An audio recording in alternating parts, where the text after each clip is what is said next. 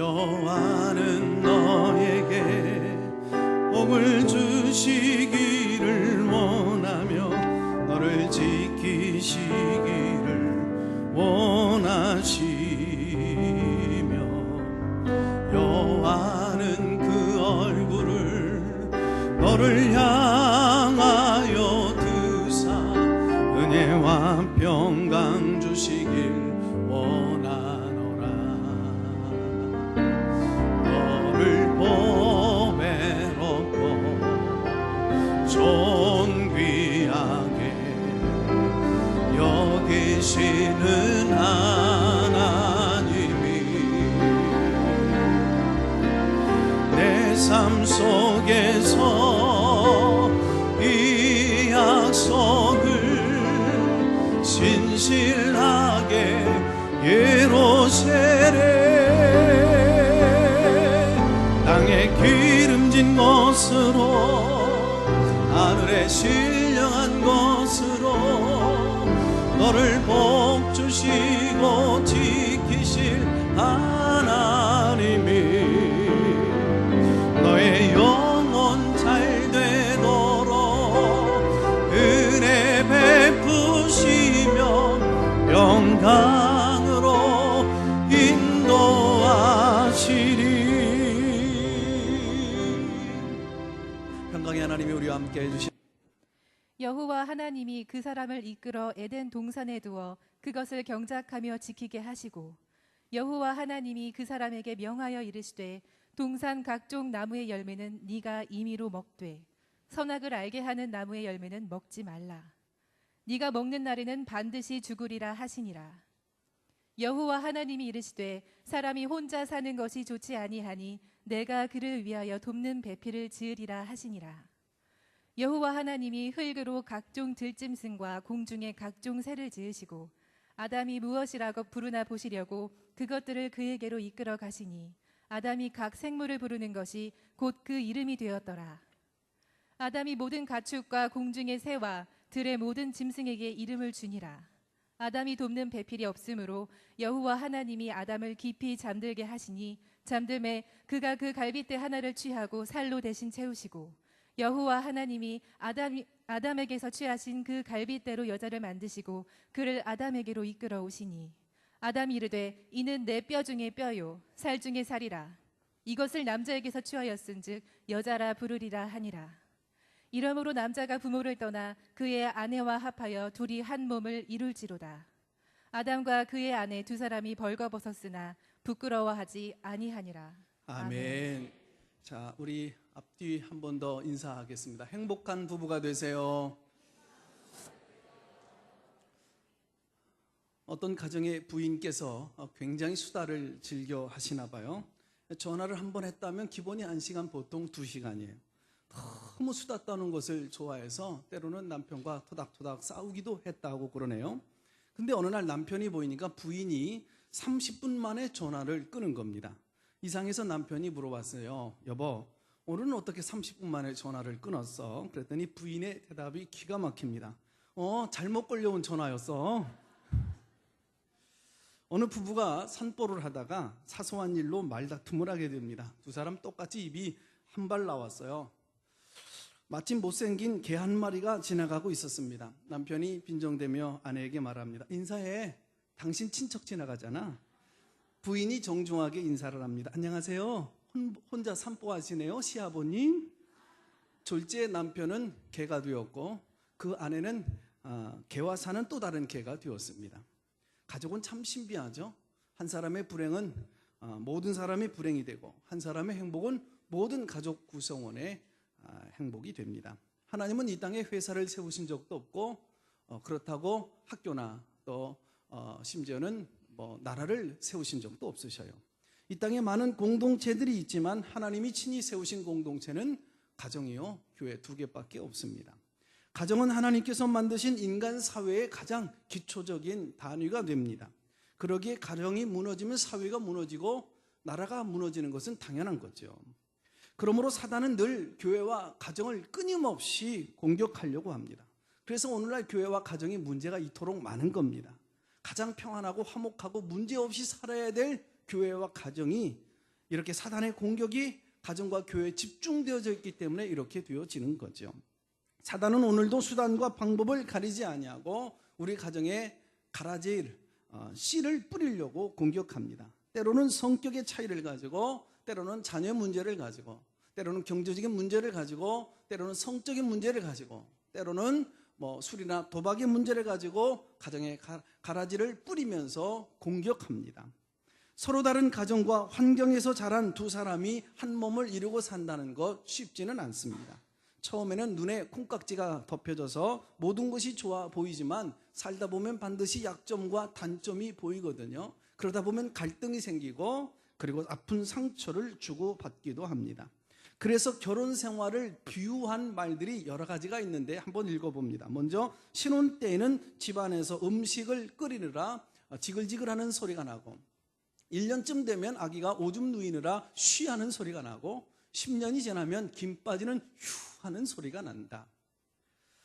또 하나가 있습니다. 부부란 뭐냐 하면서 나온 얘기인데 10대에는 서로가 꿈속에서 살고 20대는 서로가 신이 나서 살고 30대는 서로가 환멸을 참으며 살고 40대는 서로가 체념하고 살고 50대는 서로가 가엾어서 살고 60대는 서로가 없어서는 안 되니 살고 70대는 부부가 서로 고마워서 산다.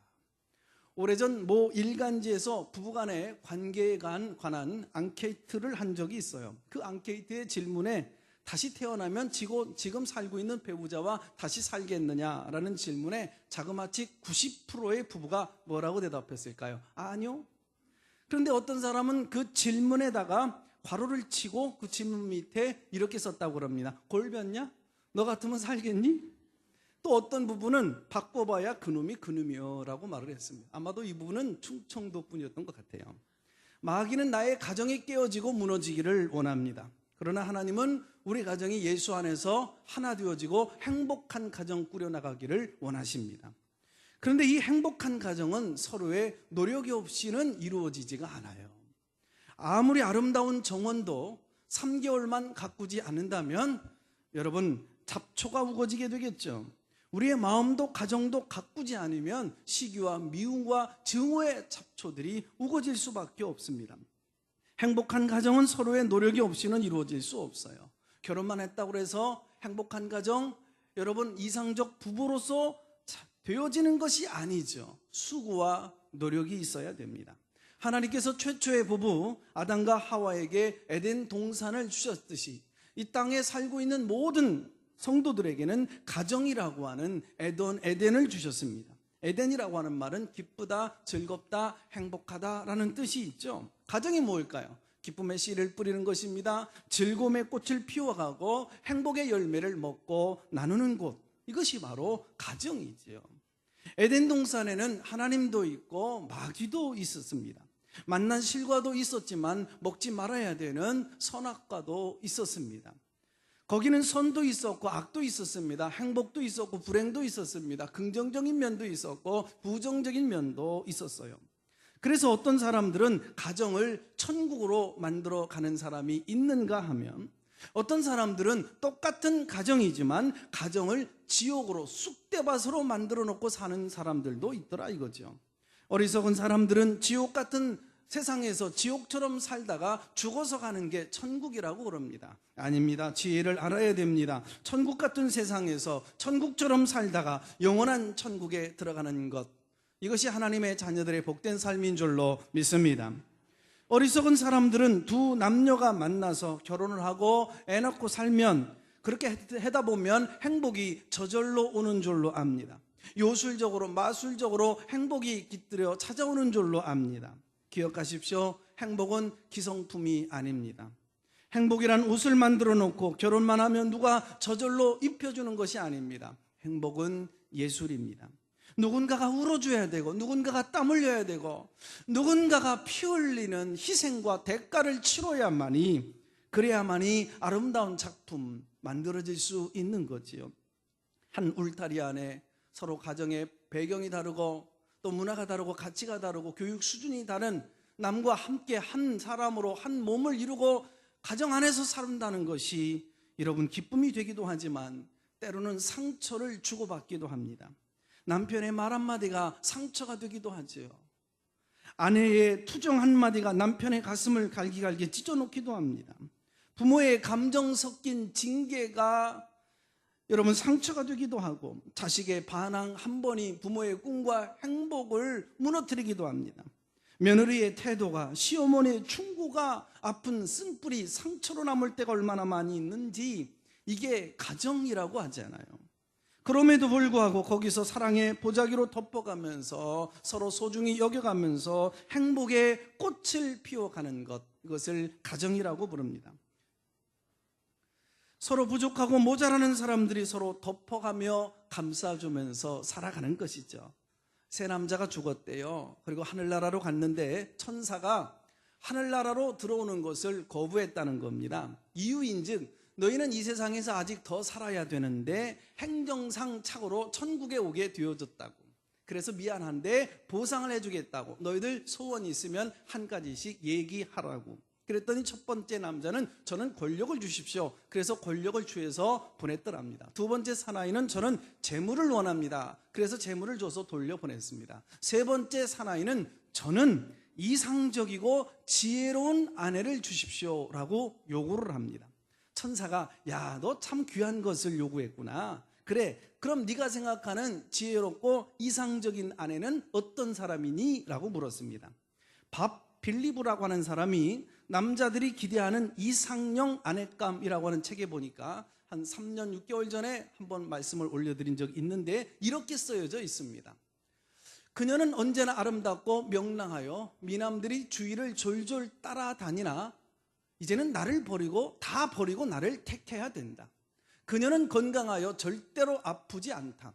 그녀는 요리와 청소의 달인이다. 그녀는 세상에서 쇼핑을 제일 싫어해야 된다.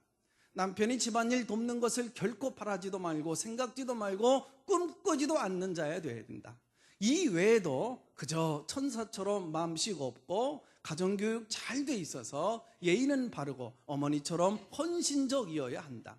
낮에는 현모양처 같고 침실에선 요부 같고 외로울 땐 누나 같고 심심할 땐 동생 같고 마음이 살랑살랑 될 땐 연인 같고 애 잘 낳고 돈까지 잘 버는 슈퍼우먼이어야 한다. 이 얘기를 다 듣고 천국을 지키던 천사가 대답하길 야, 이 사람아, 그런 여자가 있으면 내가 데리고 살지 자네에게 주겠냐? 하고 돌려보내더랍니다. 그 다음 페이지에 보면은 세상 모든 여자들이 기대하는 이상적인 남편상도 나와요. 한번 읽어보겠습니다. 그는 섬세하고 따뜻하고 이해심이 깊어야 하며 세련된 화술, 유머까지 겸비하면 좋겠다. 그는 당신을 위하여 뼈가 부서지도록 일하는 사람이어야 한다. 그는 당신이 무리해서 몸살이라도 날까봐 집에만 오면 날렵하게 설거지를 하고 음식을 차려주며 바닥을 쓸고 닦아주고 아이들과 놀아주고 빨래까지 완벽하게 널어준다.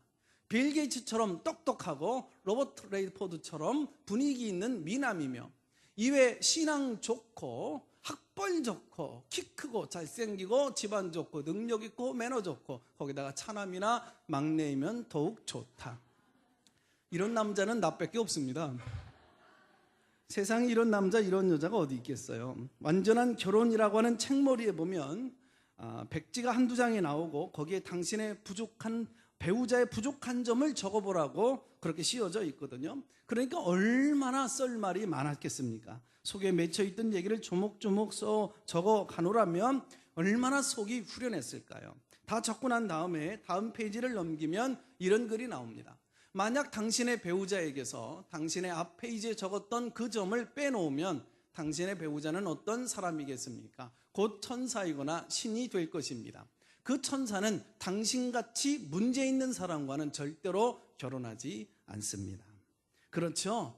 우리는 지금 천사와 사는 게 아니잖아요. 당신이나 나나 서로 실수투성이고 못난 구석도 많고 채워야 될 것이 많은 불완전한 부족한 사람과 지금 살고 있는 거잖아요. 바바라 월터라고 하는 유명한 저널리스트이자 굉장히 미국에서 인기 있는 여자가 있었습니다. 그 남편도 유명한 기자이고 컴퓨터 전문가거든요. 이 완벽한 남자 여자가 만나서 결혼해서 사는데 뭐가 아쉬움이 있겠어요? 그런데도 이혼을 하고 말았어요. 그의 남편이 두 번 다시 결혼에 실패할 수 없다 생각해서 이제는 광고도 내고 추천도 받고 소개도 받고, 그래서 모든 그 자료들을 수집해서 컴퓨터에다가 다 집어넣고 이제 입력을 했어요. 내 배우자는 누가 가장 좋을까? 1순위부터 10순위까지 쫙 빼서 나열해 보았더니 그 1순위는 누구냐? 바로 방금 전에 이혼했던 바바라 월터였다라고 합니다. 부인을 바꾸면, 남편을 바꾸면 내 인생이 행복해질 것이다 라고 생각했지만 절대 잘못이었다는 얘기죠. 자, 행복한 가정생활은 누가 가져다 주는 것이 아니고 부부가 함께 온 가족이 만들어가는 것이고, 너를 바꾸는 것이 아니고 내가 먼저 변화를 시도해 가는 겁니다. 가정이 뭘까요? 25절에 보니까 벌거벗었으나 부끄러워하지 아니하는 곳이다 라고 기록되어 있습니다. 너에게도 실수가 있고 나에게도 허물이 있다. 이것이 노출되고 드러남에도 불구하고 부끄럽지 않는 그 자리, 그것이 가정이요 부부라고 얘기합니다. 사랑은 허다한 죄를 덮기에, 사랑은 허물이 많은 그러한 것을 덮어주기에, 사랑은 모자라는 것을 덮어주기 때문에 그렇습니다. 내 실수가 드러나도 부끄럽지 않는 것, 내 허물이 드러나도 부끄럽지 않는 공동체, 이것이 바로 가정이라고 하는 거죠. 할아버지 할머니가 조금 가파른 언덕을 오르고 있었습니다. 마침 한적한 길에 가던 중에 아무도 없었던 거예요. 할머니가 너무 힘이 드셨던지 애교 섞인 목소리로 영감 나 좀 업어줘. 마침 주변에 아무도 없어서 이 할아버지가 할머니를 업었습니다. 그런데 한참 가다가 할머니가 얄밉게 묻습니다. 무거워? 그랬더니 할아버지가 담담한 목소리로 그럼 무겁지. 머리는 돌이지 얼굴엔 철판 깔았지 간땡이는 부었지 안 무겁겠냐? 할머니가 화가 났습니다. 내려! 그래가지고 앞장서서 막 걸어가더래요. 좀 미안하셨는지 할아버지가 할멈 나도 좀 업어줘. 기가 막힌 할머니 업어요! 할 수 없이 할아버지를 업고 갑니다. 한참 또 가는데 이 할아버지가 약 올리는 목소리로 그래도 생각보다 나 가볍지? 그랬더니 할머니가 그럼 가볍지? 머리는 비었지? 허파에 바람 들었지? 양심 없지? 싸가지도 없지? 무거운 게 있어야지. 이쯤 되면 서로 좋은 일 하고도 한바탕 싸움이 벌어지죠. 모르긴 하지만 밤새도록 싸움질 했을 겁니다. 결혼 생활이란 서로의 약점을 찔러대는 것이 아니고 서로의 부끄러운 것, 모난 부분을 서로가 좀 보듬어주고 덮어주는 거잖아요. 인생을 살아가면서 사람이 언제 변할까요? 언제 좀 용기를 얻고 힘을 얻고 삶을 꾸려나가게 될까요? 나의 부끄러움을 덮어줄 때입니다. 내 실수를 감추어 줄 때, 내 약점을 감추어 줄 때 거기서 힘을 얻고 사람이 변화를 하기 시작하더라고요. 어릴 때부터 눈썹이 나지 않는 아가씨가 살았습니다. 혼기를 놓치고 느지막하게 이제 연탄장수하고 결혼해서 행복하게 살아가게 되어집니다. 그녀는 자신의 눈썹 없는 것을 감추기 위해서 아침 일찍 홀로 일어나 눈썹 화장을 합니다. 그리고 일찍 아침 남편을 맞이하는데 남편이 잘도 속아줍니다. 그러던 어느 날입니다. 남편의 일을 돕는 직원이 몸이 아파 나오질 않아서 아내가 함께 돕기 시작하는데, 이제 남편의 니아카를 아내가 뒤에서 밀다가 가파른 언덕 올라가는데 얼마나 힘겨운지 땀이 흐르게 됩니다. 비지땀이 얼굴에 쭉쭉 흘러내리지요. 그리고 니아카를 세우고 잠시 쉬는데 남편이 목에 둘렀던 이 수건을 끄집어내더니 아내의 이마에 흐르는 얼굴에 가득 찬 그 땀을 닦아주는데 눈썹을 피해서 요리조리 이곳저곳을 닦아주더래요. 이미 남편은 모든 것을 알고 있었던 겁니다. 그 순간 그녀는 눈물이 핑 돕니다. 자기 자신이 이 세상 누구보다도 행복한 여자다라는 것을 느끼게 된 거죠. 참된 사랑은 바로 아픔을 감싸주는 거죠. 약점과 허물을 덮어주는 것입니다. 여기에 기쁨이 있고 행복이 있고 진정한 사랑이 싹트게 되겠지요. 신앙생활 잘하는 사람은 행복을 아는 거죠. 행복의 비밀을 압니다. 어리석은 세상 사람들은 그렇게 말합니다. 결혼이란 해도 후회이고 안 해도 후회한다. 그러나 하나님의 사람들은 이렇게 말할 줄 알아야 됩니다. 결혼하면 후회하지 않을 수 있다. 결혼하지 않아도 우리는 멋지게 행복하게 살 수가 있다. 성경엔 주님의 일을 위해서 스스로 결혼을 포기한 독신자들을 하나님이 복을 주실 것이다. 성경은 얘기합니다. 또 결혼하지 못하신 분들, 아니면 사별하신 분들, 또 아니면 혼자 사시고 부득이한 경우로 인해서 혼자 사시는 분들이 있습니다. 여러분들에게 친 하나님이 아버지가 되어주시고 예수님이 신랑이 되어주시고 가족이 되어주실 것이라 말씀하고 계십니다. 또 정욕을 이기지 못하여서 혼자 살아가기가 힘겨우신 분들, 재혼을 하여 사는 것이 좋다 성경은 얘기합니다. 이처럼 특별히 하나님께서 허락하시는 경우를 제외하고는 성경은 혼자 살아갈 것을 허락하지 않습니다. 오늘 본문에는 혼자 사는 것이 좋지 못하다. 신구약 성경 가운데 좋지 못하다라고 하는 이 말씀이 처음으로 등장하고 있는 부분입니다. 그래서 하나님은 사랑하는 사람들이 함께 어울려 모여서 살아가도록 인간을 만드셨죠. 그리고 하나님은 계속해서 말씀하십니다. 내가 그를 위하여 돕는 배필을 지으리라 약속하신 다음에 하나님은 돕는 배필인 하와를 아담 곁으로 데리고 온 것입니다. 남자들은 그렇게 생각합니다. 여자는 나를 도와야 돼. 여자들은 흔히 그렇게 생각합니다. 내가 오죽이나 못났으면 평생 남자나 돕고 그렇게 인생을 내가 끝낼 것인가? 여러분, 여기 돕는 배필이라고 하는 단어는 남성 명사형으로 되어져 있어요. 남자는 여자를 돕는 것입니다. 여자는 남자를 돕는 것이에요. 어머니는 자식을 돕는 것입니다. 자식은 어머니를 도우면서 살아가는 거거든요. 돕는다, 에젤이라고 하는 단어인데 이 말은 강한 자가 약한 자를 도울 때에 하나님께서 상처난 영혼들을 치료하실 때, 넘어진 자들을 일으켜 세워 주실 때, 힘없이 용기를 잃은 자들에게 용기를 부여 주실 때, 하나님은 인간을 돕는 전능하신 손길을 얘기할 때 에젤, 돕는다라는 이 단어를 사용합니다. 내가 누군가를 도울 수 있다면 내 손은 이미 내 손이 아니라 천사의 손이 되는 거죠. 내가 누군가를 도울 수 있다면 전능하신 하나님의 엘샤다의 능력자의 손길을 내가 대신하고 있는 거거든요. 이것이 돕는 배필입니다. 그런데 돕는 배필이 무언가를 바라는 배필이 될 때 이 짝꿍들은 참 별 시시한 것 가지고도 잘도 싸우게 됩니다. 그러나 돕는 배필이 될 때는 작은 것 가지고도 쉽게 행복해질 수 있는 것이 가정이요, 부부지요. 우리가 지금까지 부부가 함께 살아오시면서 부모 자식이 함께 가정 안에 울타리에서 살아오면서 굉장한 문제, 거창한 문제를 가지고 싸우셨습니까? 어떻게 하면 성령 충만함을 살 수 있을까? 성령 충만한 삶에 의견이 있어서 싸우셨나요? 우리 부부가 삼위일체론에 대하여서 충분히 이해를 했으면 좋겠다, 삼위일체론의 의견이 있어서 싸워보신 적 있으신가요?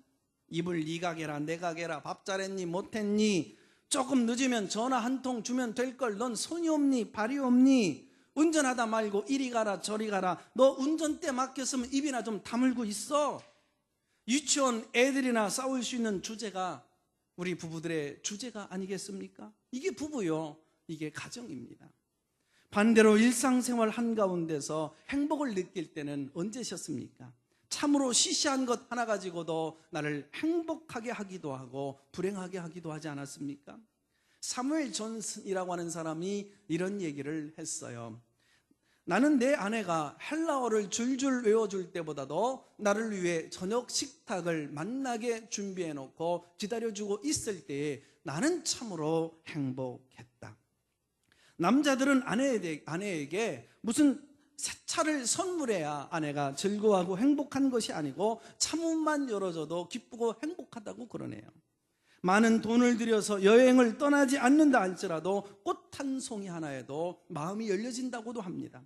두둑한 월급 봉투만이 아니라 할지라도 여보 생활비 넉넉하게 당신에게 손에 쥐어주지 못해서 미안하고, 이 말 한마디가 모든 그 시름을 가시게도 만든다고 합니다.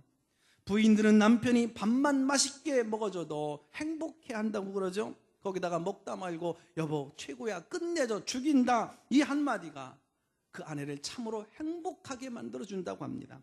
때로는 유치해 보이기도 하지만 행복의 신비가, 부부간의 행복이 거기에 깃들여 있는 거죠. 공지영의 장편소설 봉순이 언니라는 얘기 가운데 이런 얘기가 나와요. 어느 마을에 드넓은 초원이 있었고 거기에는 진한 갈색의 종마, 멋진 말 한마디가 말이 풀을 뜯고 있었어요.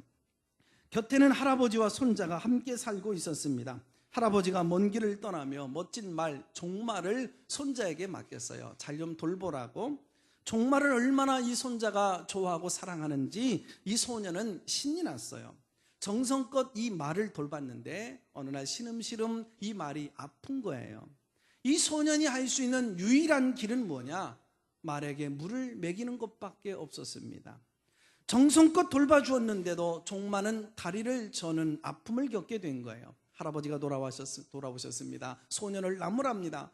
너는 말이 아플 때 찬물을 먹이는 것이 얼마나 치명적인 줄 몰랐니? 소년은 대답합니다. 예, 나는 정말 몰랐어요. 그러나 내가 얼마나 이 말을 사랑하고 자랑스럽게 여기셨는지 할아버지는 너무나도 잘 알고 계시잖아요. 잠시 침묵한 후에 할아버지는 말을 합니다. 얘야, 누군가를 사랑한다고 하는 것은 어떻게 사랑하는지를 아는 것이란다.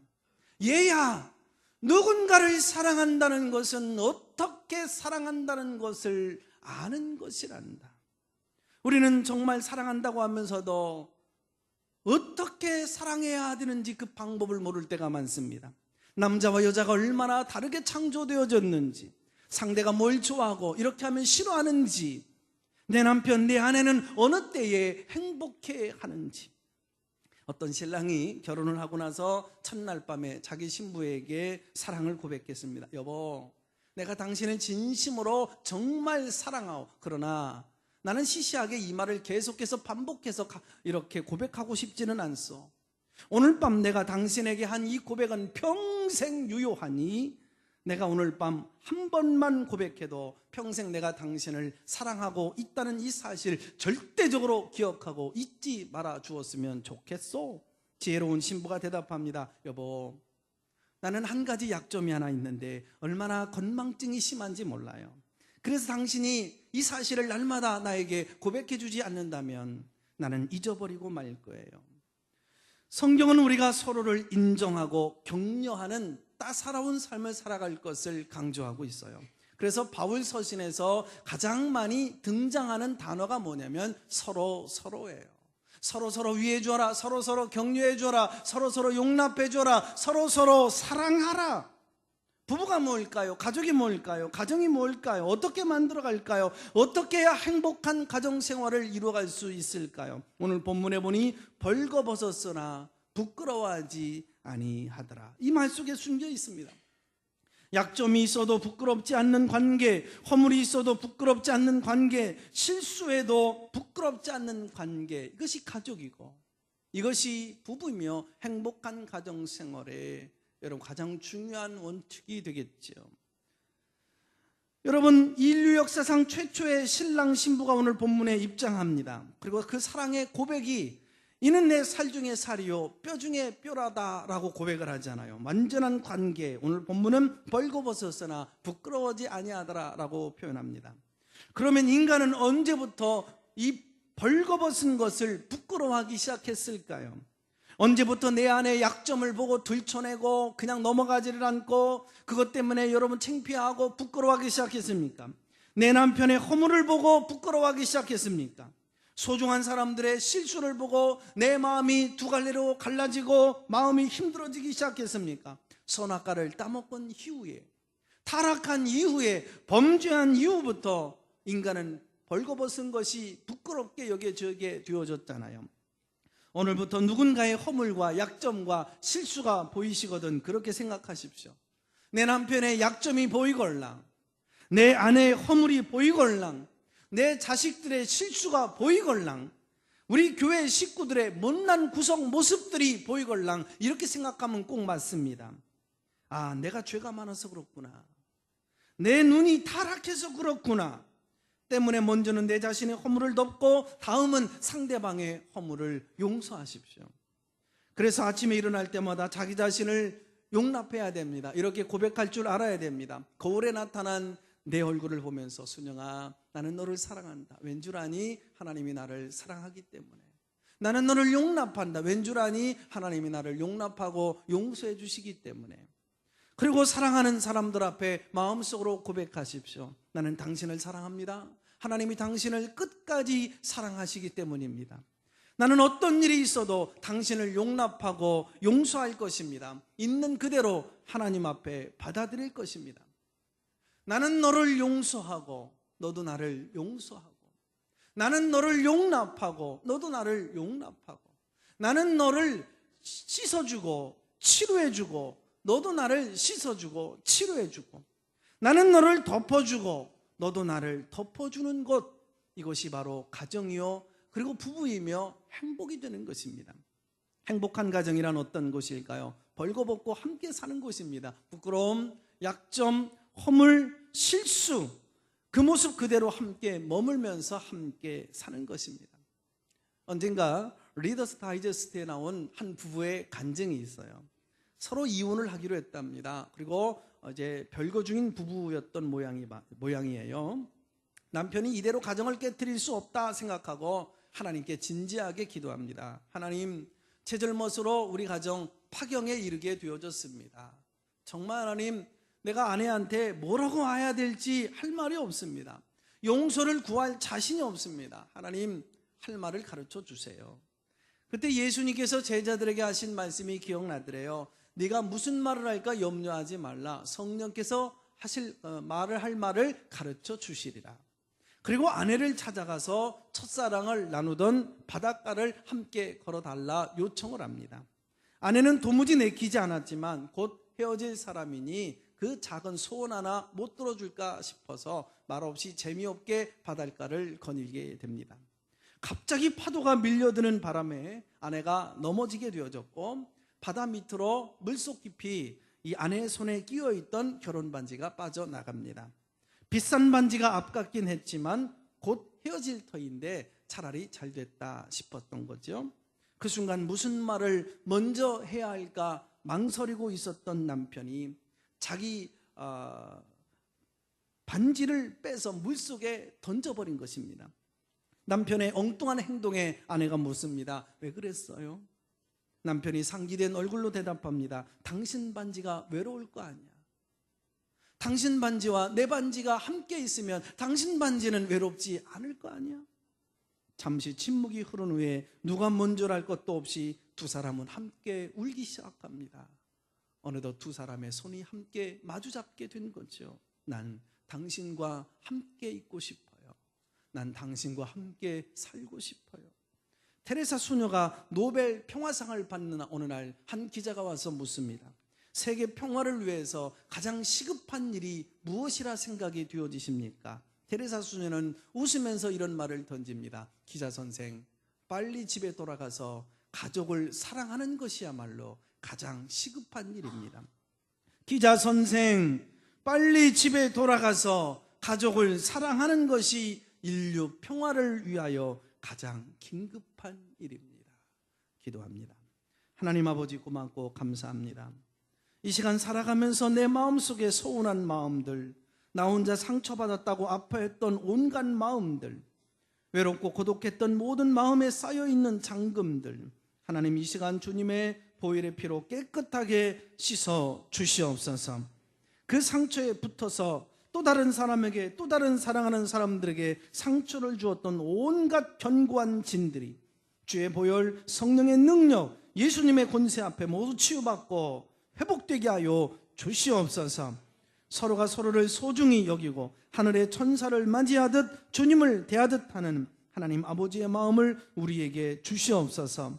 사랑해야 될 사람들을 사랑하지 못하는, 사랑하는 방법을 잃어버리고 살았던 저희들을 용서하옵시고, 이 시간 주께서 주시는 능력으로 사랑의 신비를 깨달아가며 살아가게 하옵소서. 우리 아가페 가정의 모든 부부들에게, 모든 자녀들에게 복을 내려 주옵소서. 하나님 주시는 축복을 마음껏 누리며 살아가도록 축복하여 주시옵소서. 예수님의 이름으로 기도합니다. 아멘.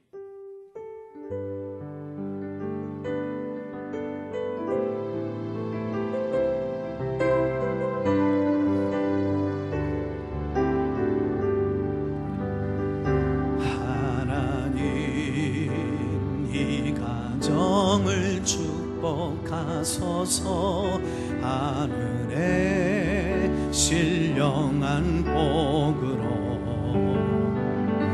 하나님 이 가정을 축복하소서. 땅에 기름진 복으로 가득히 채워주소서. 가득히 채워주소서. 주님의 사랑, 주님의 평안, 주님의 주시는 기쁨, 자손 대대로 주님의 축복 영원히 주시옵소서. 가득히 채워주소서. 가득히 채워주소서. 가득히 채워주소서. 주님의 사랑, 주님의 평안, 주님의 주시는 기쁨, 자손 대대로 주님의 축복 영원히 주시옵소서.